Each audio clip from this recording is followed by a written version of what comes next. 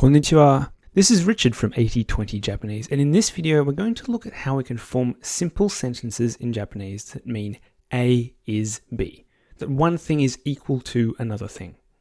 We'll look at some examples and break them into their different parts so we can see exactly how these sentences work. We can say that two things are equal, that A is B in Japanese, using the pattern A wa, B des. That is, something, then wa, then something else, and then des. That's basically how we say A is B in Japanese. Something equals something else. In this situation, A, whatever goes as A before the wa, is typically a noun or a noun phrase. B can be a noun, but it can also be an adjective. Let's look at some example sentences so we can see how that works. The first sentence is, I am a teacher. Watashi wa sensei desu. So this sentence is saying that one noun equals another noun. Watashi wa sensei desu. I am a teacher. Our next example is similar. We have, this is a car. Kore wa kuruma desu. A is kore, B is kuruma. So, kore wa kuruma desu. Our next example is a little bit more complicated. My car is red. Watashi no kuruma wa akai desu.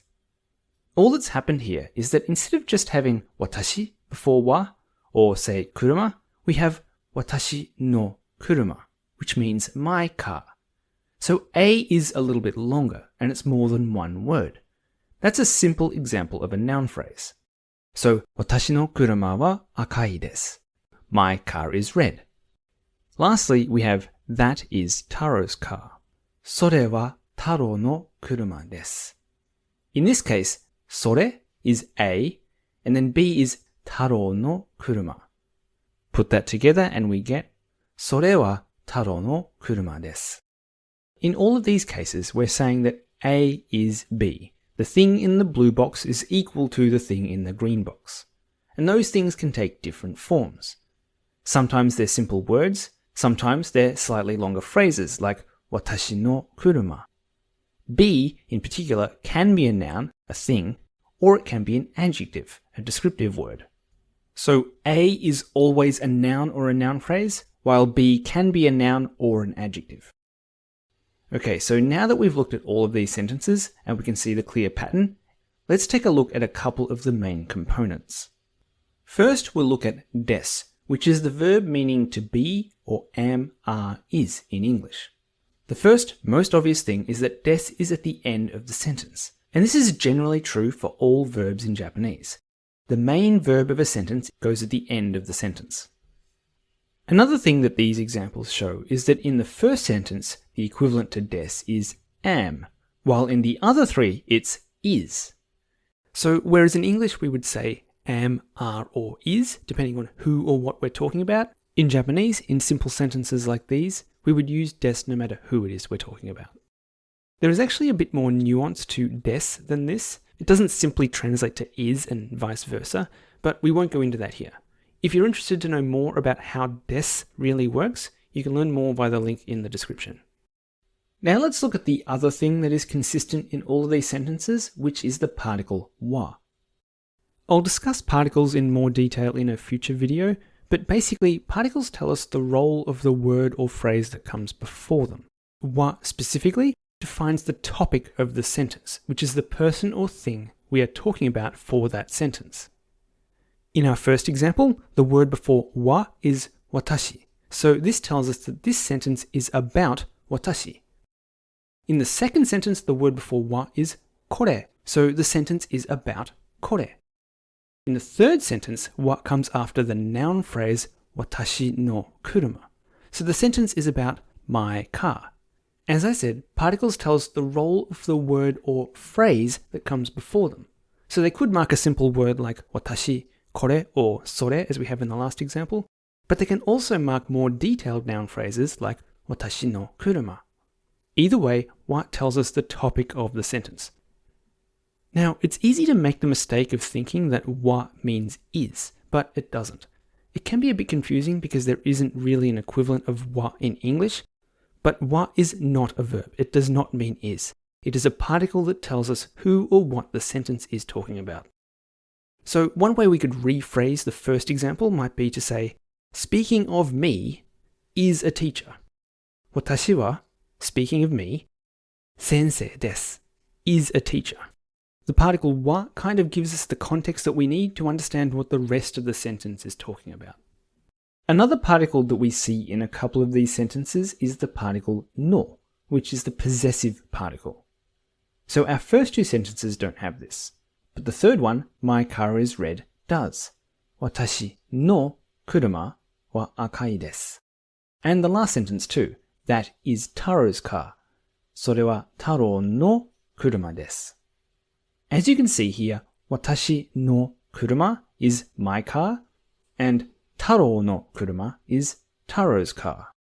Basically, the particle no tells us that one thing belongs to another. Now, no has much wider uses than just saying that something belongs to somebody.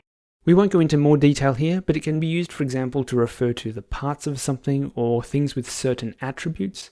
There are many ways to use no, but the simplest one to understand is when something belongs to somebody, but it can be used much more widely than that.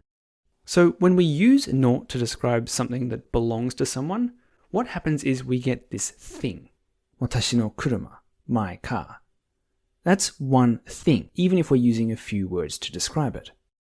Together, that becomes one phrase, specifically a noun phrase that means my car.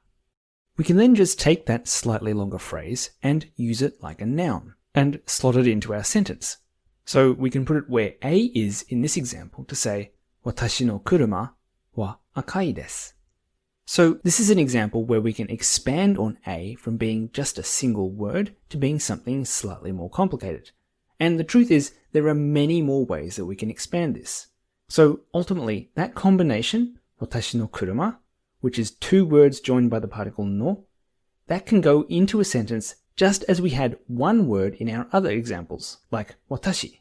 That whole phrase becomes A. And then in our last example, instead of expanding A, we've expanded B. それは Taro no kuruma desu.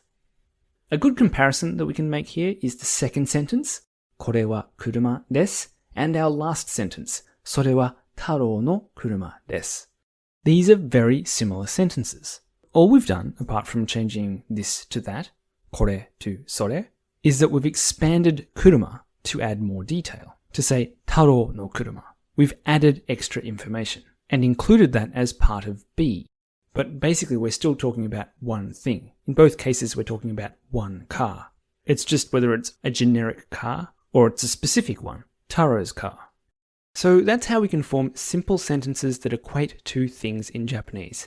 To say A is B, we can use the pattern A wa B desu. The particle wa tells us that the word or phrase before it, A in this case, is what we are talking about for this sentence. And then the main verb, des, goes at the end of the sentence and effectively means is. In the place of both A and B, we can put a simple noun like watashi or kore, or we can put a more complex noun phrase like watashi no kuruma. In addition, in the place of B, we can also use an adjective, a descriptive word like akai. And that's how we can say A is B in Japanese. I hope you enjoyed this video. Don't forget to like and subscribe for more.